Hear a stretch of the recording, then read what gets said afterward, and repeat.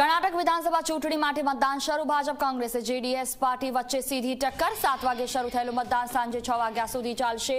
કુલ 2615 ઉમેદવારોના ભાવિ ઈવીએમમાં સીલ થશે. 58,545 મતદાન મથકો ઉભા કરાયા છે. 13 મેના રોજ મતગણતરી હાથ ધરવામાં આવશે.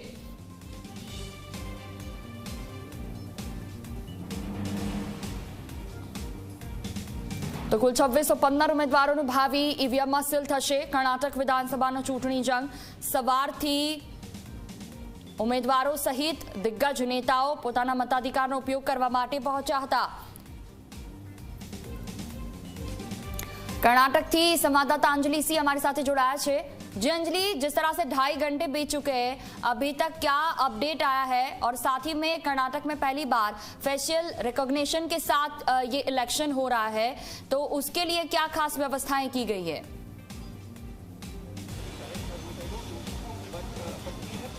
जी देखिए, आपको सीधे यहाँ पर साउथ बेंगलुरु का एक पोलिंग स्टेशन है, उसकी तस्वीर दिखाते हैं. सुबह से ही 7 बजे से पहले से ही लोग यहाँ पर आकर लाइन में लगना शुरू हो गए थे और अभी भी मतदान जो है वो जारी है. लगातार लोगों का आना यहाँ पर जारी है. ये सबसे अच्छी तस्वीर है कि लोग वोटिंग के लिए बढ़ चढ़ कर आ रहे हैं. ये आपको पता है, ये इलाका जो है बेहद पॉश इलाका है और यहाँ पर आप देखेंगे कि जो तमाम सीनियर सिटीजन्स हैं उनके लिए भी एक व्यवस्था अलग से की गई है. उनको ज़्यादा देर लाइन में इंतज़ार ना करना पड़े या किसी को कोई प्रॉब्लम है तो ऐसे लोगों के लिए भी व्यवस्था की गई है कि ज़्यादा देर उनको कतार में खड़े ना होना पड़े. तमाम इंतजाम किए गए हैं.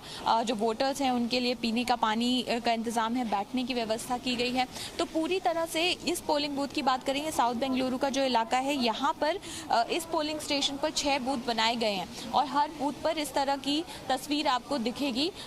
सुरक्षा कर्मी भी यहाँ पर लगातार तैनात हैं और इस बीच में लोगों का आना भी जारी है. आगे भी आप देखेंगे जो पोलिंग बूथ है वहाँ पर भी लोगों की भीड़ लगातार जो है वो दिखाई दे रही है. लोग मतदान करने के लिए ज़्यादा से ज़्यादा संख्या में यहाँ पर आ रहे हैं और यहाँ पर आप देखेंगे अभी जो यहाँ से इसी कॉन्स्टिट्यूएंसी से जो एमएलए हैं वो भी यहाँ पर पहुँचे हैं. इस सीट की बात करें, बसवनगुडी ये विधानसभा सीट है और यहाँ पर पिछले 3 साल से, जहाँ तक कर्नाटक की राजधानी की बात करें तो हमेशा, राजनीति की बात करें तो हमेशा से ये देखने में आया है कि कभी भी रिपीट नहीं होती गवर्नमेंट एक पार्टी की. लेकिन ये वो सीट है जहां पर पिछले 3 बार से बीजेपी की सत्ता जो है वो काबिज है और अब देखना होगा कि यहाँ पर किस तरह से कांग्रेस जो है वो चुनौती देती है. और इस बीच में कुछ एक जो वोटर्स हैं उनसे भी हम बात करने की कोशिश करेंगे, उनसे भी ये जानने की कोशिश करेंगे कि क्या इश्यूज इस बार रहने वाले हैं. यहाँ पर आप देखेंगे पोलिंग के लिए लोग खड़े हैं.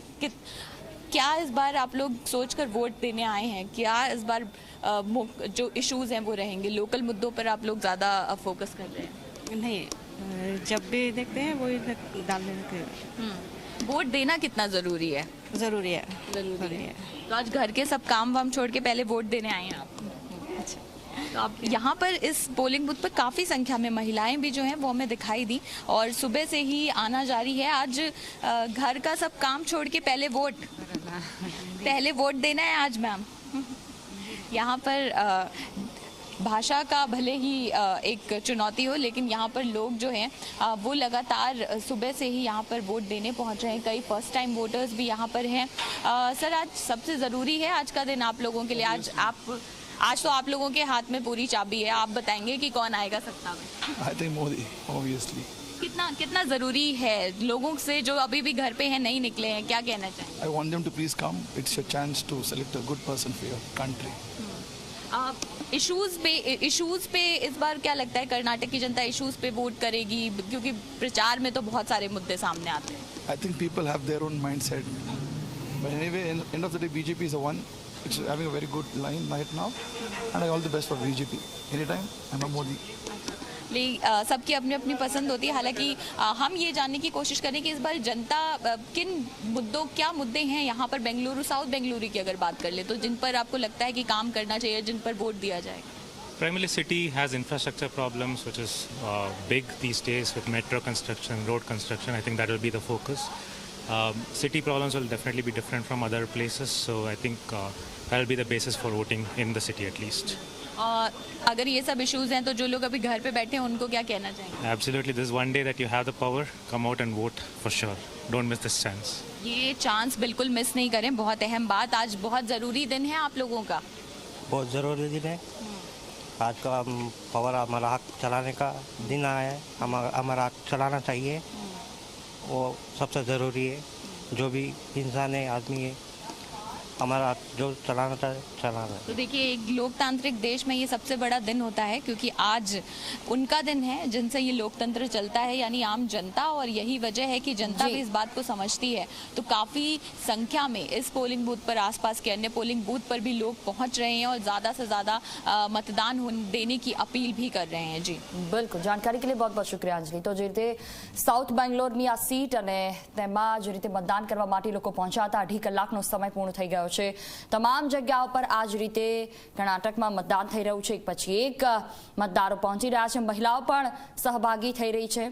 13 મેના રોજ કર્ણાટક વિધાનસભાનું પરિણામ આવશે।